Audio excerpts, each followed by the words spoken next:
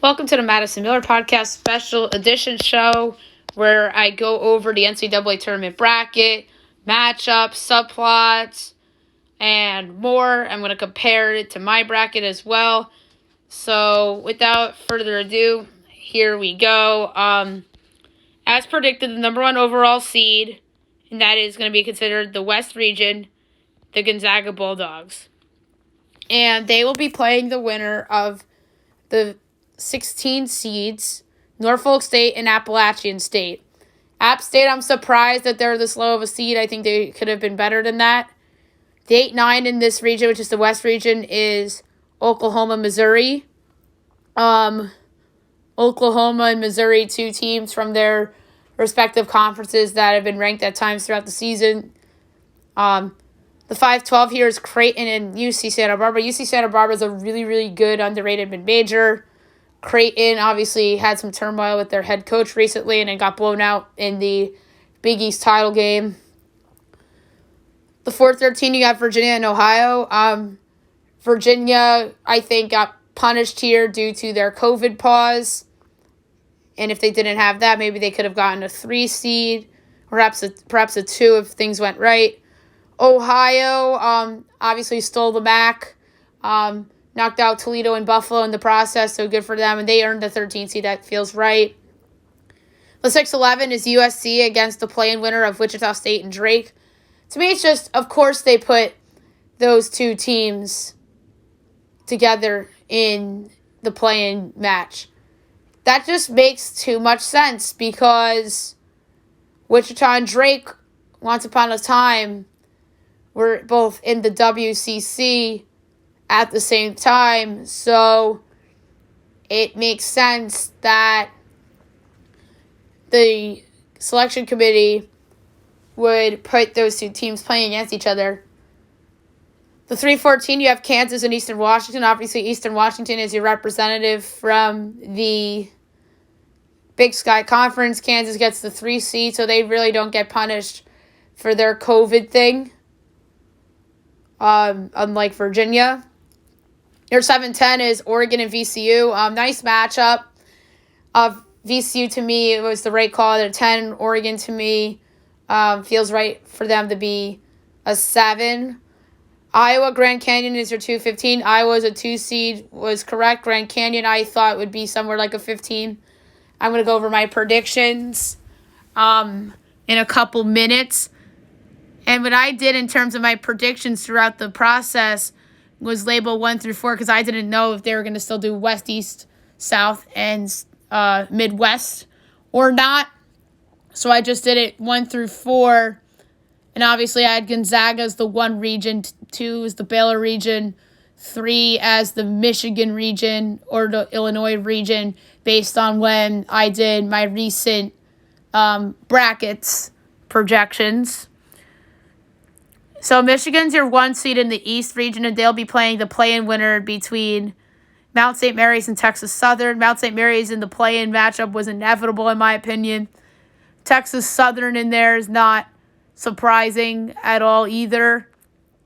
Lsu Saint Bonaventure's are 8-9 in the East. Bonaventure feels right as a 9 seed.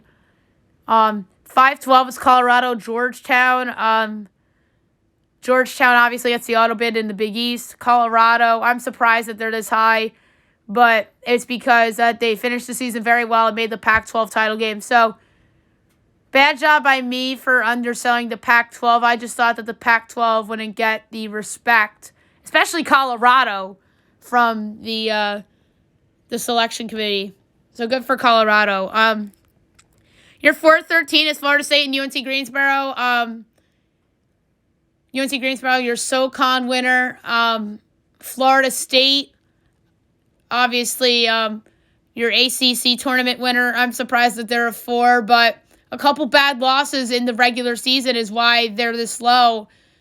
If I'm not mistaken, I think they lost to somebody that's stuck, like Pitt or something like that. They had a bad loss, and that probably cost them a seed line. And obviously, they blew that game against Carolina, but Carolina's good, I think. Your 6-11, the East region is BYU as your 6, and then your 11 is the play-in winner of Michigan State and UCLA. I think it was inevitable that Michigan State and UCLA would be 2 of the 4 11 seeds in the play-in game, but I wasn't sure if they'll be against one another or not. BYU, good for them for getting a 6. I wasn't sure if the committee would give them the proper respect. I thought they'd be at 8. Texas and Abilene Christian as your 3-14. Texas, I think, is rightfully a 3 seed. 7-10 is UConn Maryland, so an old Big East matchup there. And then your 2-15 is Alabama Iona, so Rick Pitino against Nate Oates. To the opposite side of the bracket, the South, and your number 2 overall seed, the Baylor Bears. And 16 is Hartford. Hartford obviously won the America East.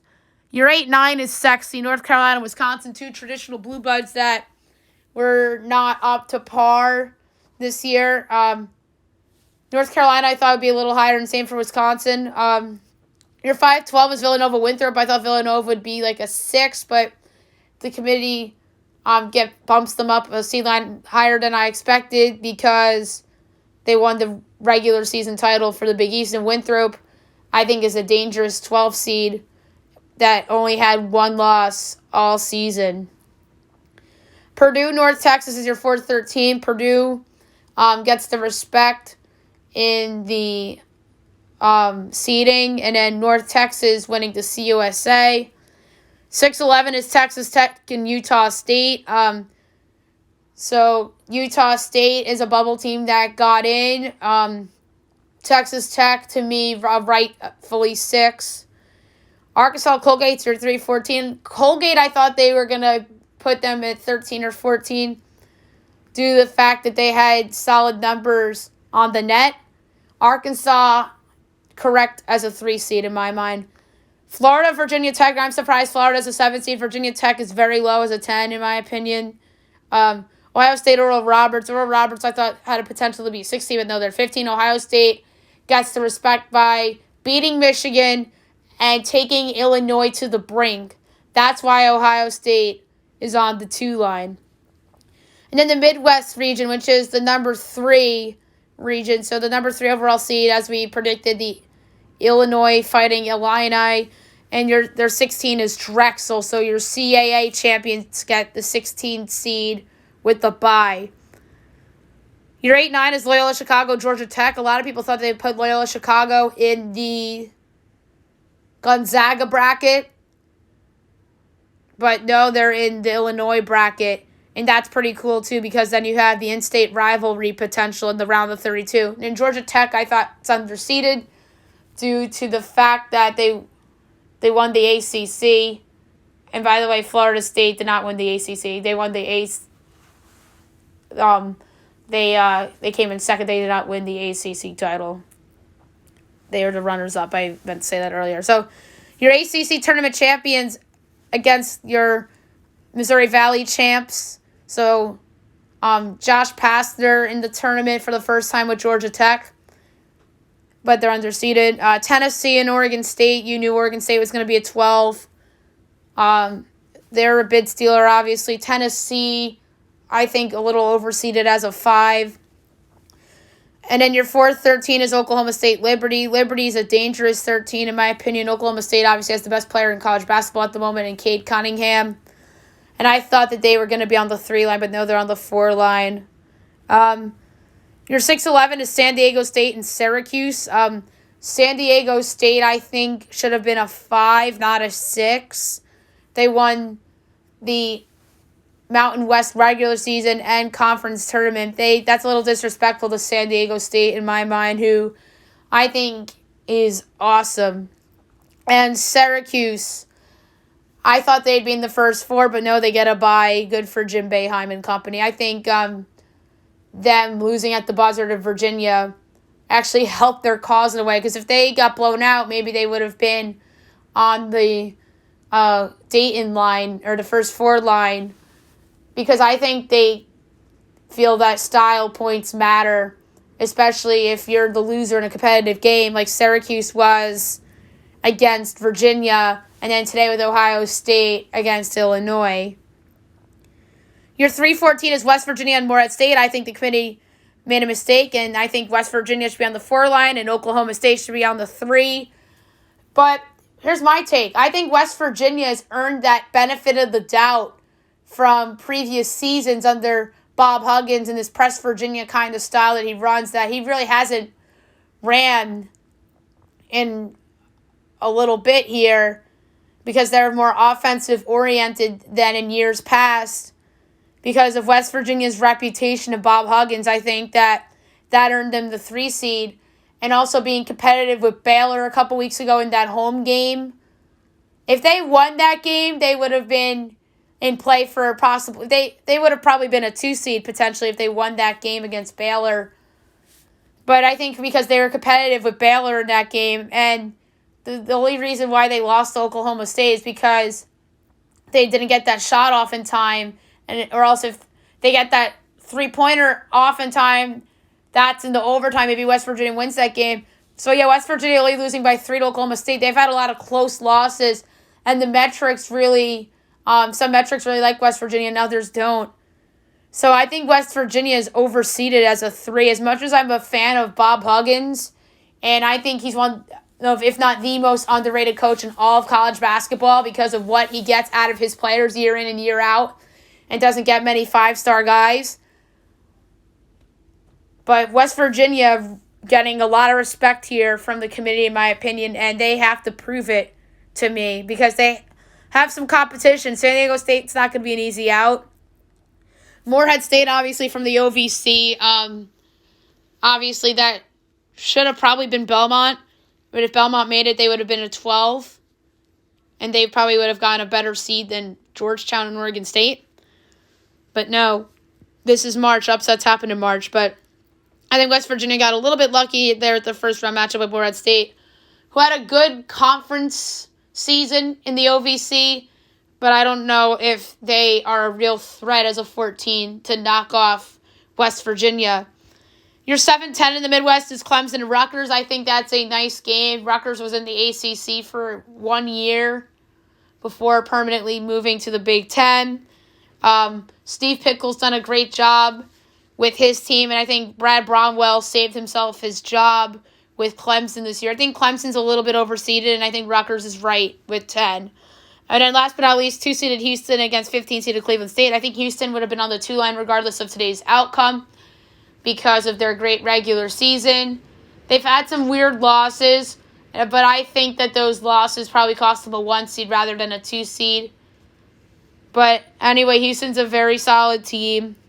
Cleveland State obviously won the Horizon League, and 15 feels right for them. So now I'm going to compare the bracket to my final projected bracket, which I made 16 different brackets that had all of the scenarios put in for today. I did not do one in case Colgate lost. I did these assuming that Colgate was going to win. But if Colgate lost, then I would have bumped up one of the Patriot League, or not Patriot League, one of the 15 seeds up, and I would have put the runner-up, or the team that Colgate beat today, which was Loyola, Maryland. I would have put them on the 16 seed line because they're not good. They would have been in that playing game against Mount St. Mary's had they knocked off Colgate. And I think that teams like Morehead State, or not Morehead State, they would have been still there, but teams beneath them like the Cleveland States of the world would have been up to 14. Grand Canyon probably would have been a 14 if Colgate lost, because Loyola, Maryland would have been the worst team in the field, and then they would have had to play Mount St. Mary's in the playing game. And I think that App State, Georgia Southern still would have been the same. So my bracket, my final bracket, the top 4 seeds I nailed: Gonzaga, Baylor, Illinois, Michigan, in that order. The 2 seeds, I got Alabama, Iowa, and Houston correct. I missed on Ohio State. I had Ohio State as a 4 seed because I've seen from the committee sometimes that they don't give teams a lot of credit for their conference tournaments, but I noticed that this year they did with Ohio State in particular, being the runner-up and losing in overtime to Illinois. So I had Houston in Gonzaga's bracket. Instead, Houston's in Illinois' bracket, so they're in bracket 3, which is the Midwest region.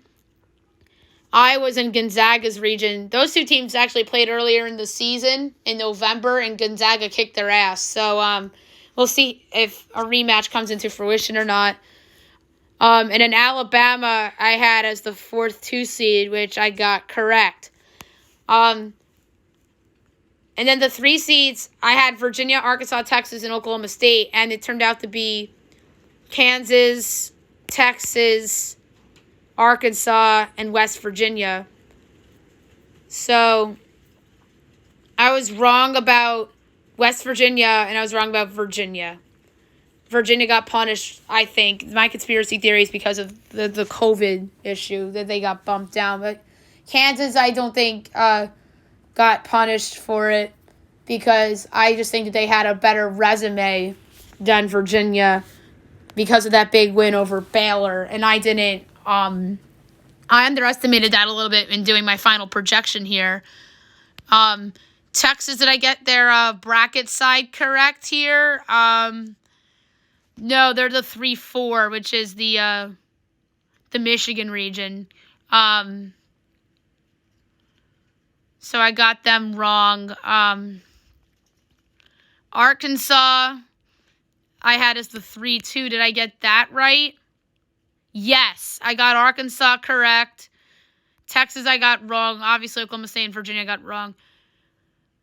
And then I was way off on Georgia Tech. I thought they'd be a 4 seed because they won the ACC tournament and finished strong to the regular season. But no, they're stuck at a 9 seed, which is horrible for them, I think. And none of the 4 seeds I got right. The 5 seeds I got wrong. The 6 seeds I got wrong for the most part.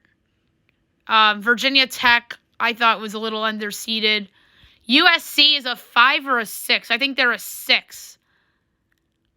I had USC as the 3 seed in the Illinois region, but they're a 6 seed in the Gonzaga region. The 7 seeds, I thought Colorado would be a 7. But they're a 5. Carolina and Wisconsin, I had as 7s, but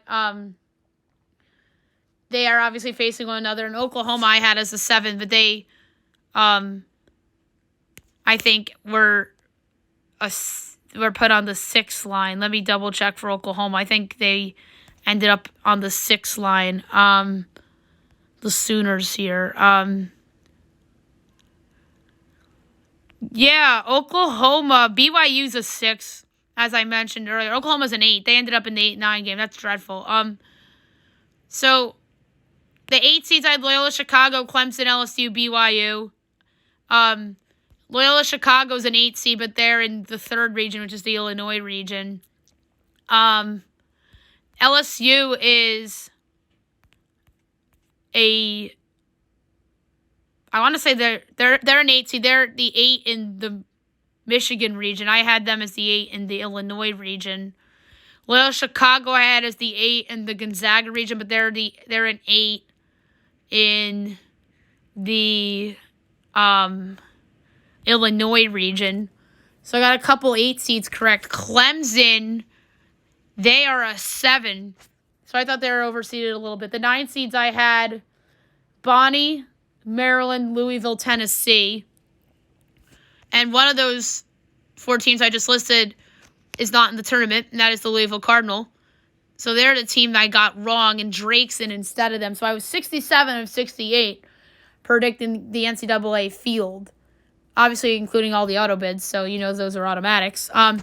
Bonaventure, I thought had 9 seed written all over it. They are actually playing LSU, so they're the 9-4 in the Michigan region. That's how I did it. Like 4 was Michigan, 3 was Illinois, 2 was Baylor, and 1 was Gonzaga. So I got that wrong. I got their seed number correct. Maryland is a 10. I was 1 number off on them. Louisville's not in the field. Tennessee is higher than I expected. They're a 5 seed, which is crazy to me. I think they got a little respect from being good a couple years ago. The 10 seeds, I had UConn, Florida, VCU, and Rutgers. Rutgers, I was correct about being a 10 seed. And I had them in Michigan's region. They're in Illinois' region. VCU rightfully made the field. They are a 10 seed in the Gonzaga region. I had them as a 10 seed in the Illinois region. Florida was a higher seed than I anticipated. They're a 7 in the Baylor region. I had them as a 10 in the Baylor region. And then UConn, I believe, is an 8 as well.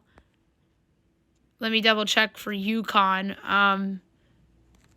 They're a 7. That's unbelievable. UConn is a 7 in the Michigan region. I had them as a 10 in the Gonzaga region. Oof.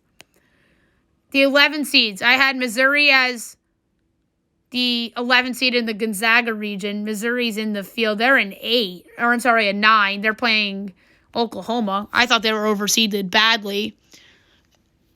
And in Oklahoma, I didn't think was overseeded that badly. But that's not bad. Getting it by 1 seed line is not that bad of an overseed or an underseed. But if it's multiple seed lines, I think that's an overseed. And I think that for sure Missouri was overseeded. Utah State I had as the 11th seed in the Baylor region. Utah State rightfully gets a bye. And they are the 2 seed in the Baylor region. So I got that correct. I got the Utah State spot correct. In my play-in matches, I had Syracuse against Michigan State and UCLA against Wichita, but it ends up being Michigan State against UCLA and Wichita against Drake. So I got 3 out of the 4 teams correct playing in the 11 seed play-in games. But instead of being in the play-in matchups, Syracuse gets a bye, and they have a bye in the Illinois region. And the 11 seeds in the Michigan regions are playing, and the 11 seeds in the Gonzaga regions are playing.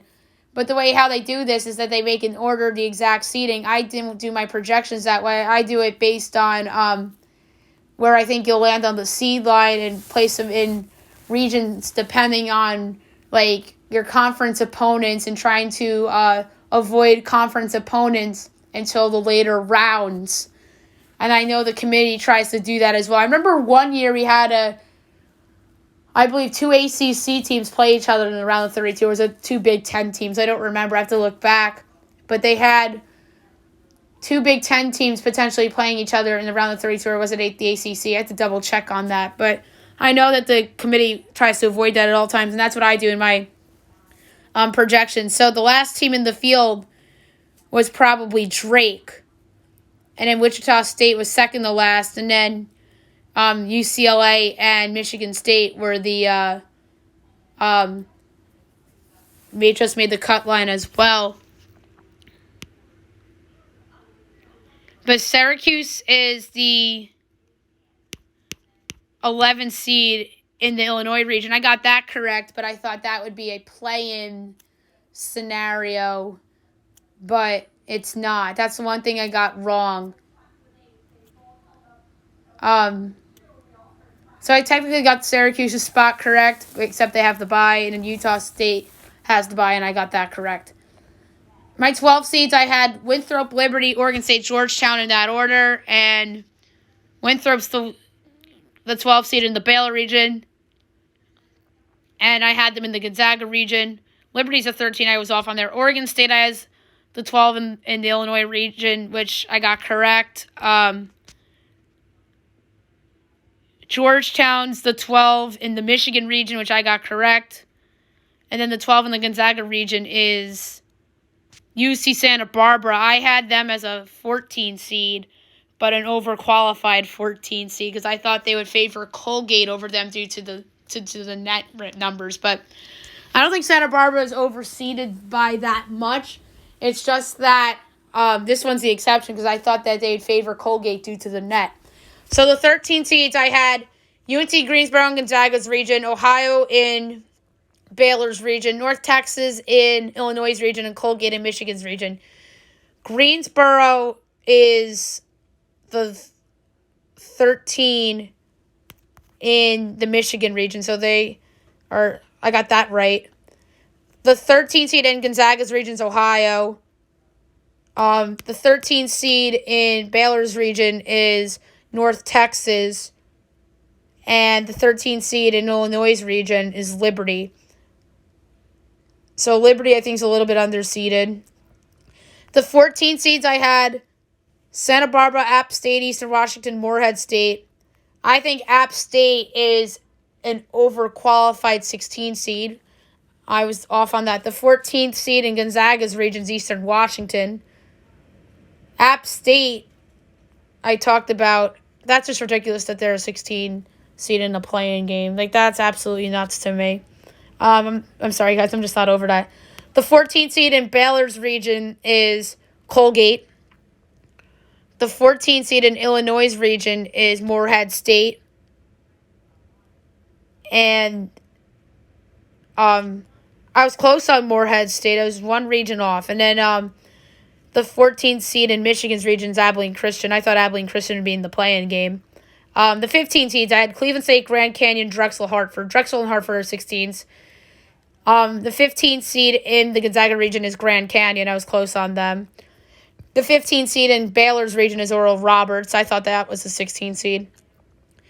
The 15th seed in Illinois' region is Cleveland State. I was close on Cleveland State.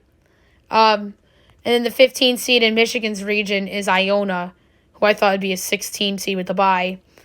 And then I had Oral Roberts and Iona with 16 seed buys. And then Abilene Christian, Texas Southern as one play-in, and then Mount St. Mary's and Norfolk State in the other. And then the 16 seed in the Gonzaga region's a play-in between Norfolk and App State. Those are who they think are the worst teams in the field per se, because they have them with Gonzaga. But I disagree with that in terms of App State. I thought Norfolk State was the worst team in the field. Them and Mount St. Mary's. But to me, the worst team in the field is actually Mount St. Mary's, and then Norfolk State second. And then the 16 seed in Baylor's region is Hartford. That's who they're going to play. I had Hartford as the 15th seed in the Michigan region. The 16th seed in the Illinois region is Drexel. And I had that as a 15th seed in Illinois' region. So I had the region right. And then the 16th seed play-ins in Michigan's bracket, Mount St. Mary's and Texas Southern. So I had them as play-in teams, but not against each other. So in terms of the first four teams, by the way, I was 6 for 8. Obviously, Drake's in instead of Louisville. And I thought that Abilene Christian would be in the first four rather than Appalachian State, which is bonkers to me that a Sun Belt team is in the first four. That's normally not the case here. So there you have it, comparing my bracket to the actual bracket. In terms of subplots and matchups, Virginia and Gonzaga are in the same region. I feel like they're in the same region every year.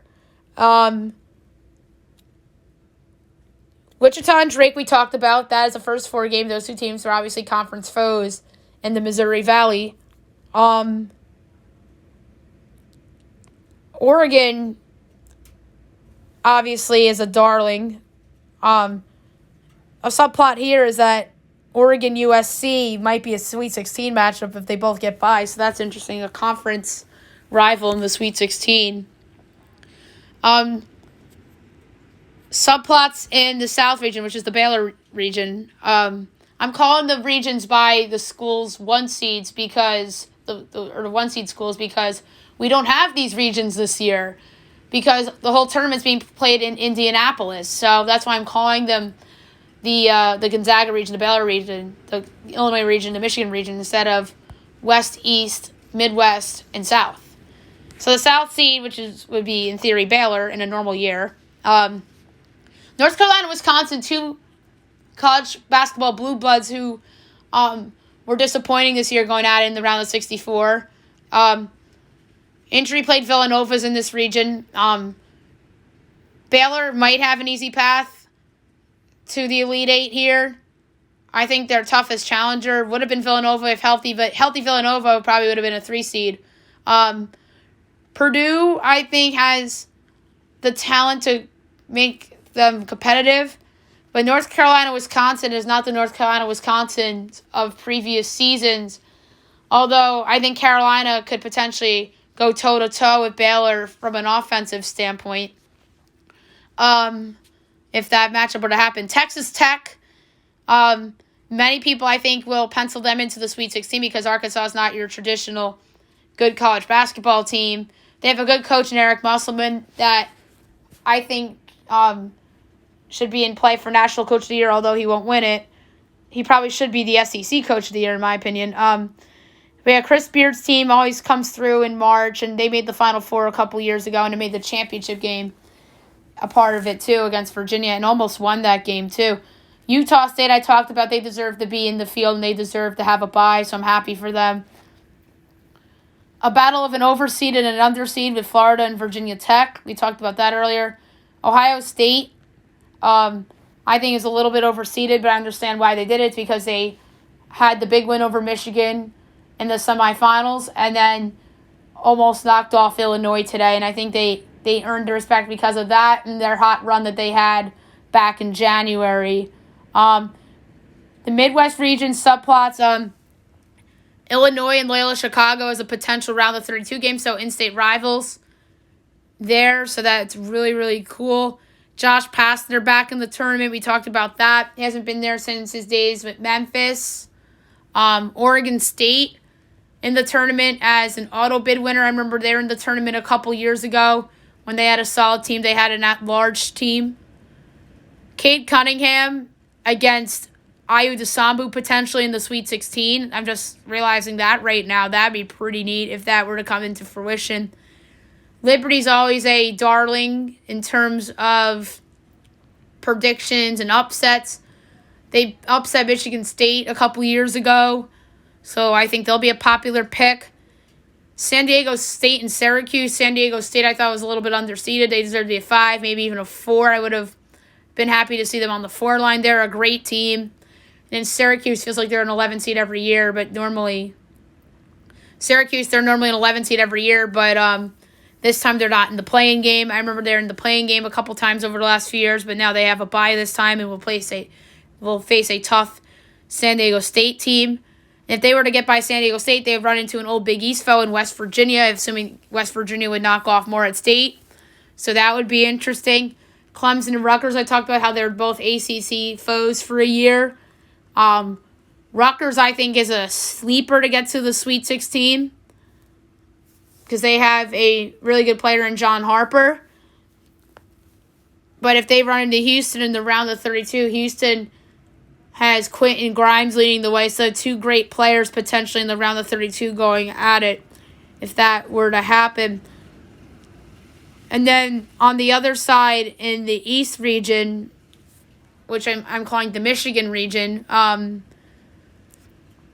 so LSU Saint Bonaventure is an interesting round of 64 game. Bonaventure, obviously, A-10 regular season and tournament champs. LSU made the SEC final. So I thought they would have gotten a little more respect on the C line, but they, I think, earned it. The 8 seed feels right for LSU. I had them on the 8 line as well. Colorado Georgetown's interesting. Obviously, Patrick Ewing gets his team to the big dance after being picked to finish last in the preseason poll. That's why the preseason polls, don't trust them all the time. It's because of examples like this with Patrick Ewing's Georgetown Hoyas getting to the NCAA tournament. So good for Patrick Ewing. But Colorado's a tough task. You never know with these kinds of things. Florida State, they're kind of wacky to finish the year. They got they had that big blown lead against Carolina and lost that game. A couple other bad losses on the resume. They lose to Georgia Tech in the ACC title game. Greensboro's been a solid mid-major for a couple of years now. BYU's a sleeper. They're good offensively and they're good defensively. Many people are going to point to that Gonzaga-led conference and say, oh, there's shitty teams beneath BYU. That's why their numbers are so good. And same for Gonzaga. But BYU, I think, is for real. But they have a hard challenge. Whomever comes out of Michigan State, UCLA, I think, would present a challenge to BYU. And in Texas, I think, has a little bit of a favorable draw depending on some things. Abilene Christian, I think should have been a 16 seed. We talked about that. And then UConn, Maryland, former Big East foes going at it in the first round. And then I talked about earlier, NATO, it's against Rick Pitino in the first round. Should be a lot of fun as well. So there you have it for crazy subplots of the tournament. NIT teams. Louisville will probably be in there. Colorado State, Duke, maybe. Belmont will be there. Some of these other teams that were mid-majors that lost as top seeds in their conference tournaments, like Siena will probably be in the NIT. And the CIT's canceled this year because of COVID. The CBI, I'm not so sure about. I'm going to Google that real quick. So CBI is happening, but the CIT's canceled. So the CBI is going to be like Bryant, Bellarmine. Do they even have teams yet? Yeah, so Army, Bellarmine, Coastal Carolina, Longwood, Stetson are in the CBI. You might see some bigger teams in there like a TCU. I don't think Kansas State's going to be in that. Duke, I think, will maybe do the NIT. We'll see about that. Louisville, I think, will be in the NIT. But let's see if the NIT came out. Yes. Or no, the participants 8:30 tonight. So yeah, we don't know who the NIT. Oh, here we have the NIT bracket. It's out. Colorado State, Buffalo, Davidson, NC State, Memphis State, and Boise, SMU, St. Louis, Mississippi State, Toledo, Richmond, Ole Miss, Louisiana Tech, St. Mary's, Western Kentucky. Feels right. I'm surprised Belmont's not in there, so Belmont will probably be CBI bound. Toledo makes sense. Buffalo makes sense. Colorado State makes sense. Boise in there, yup.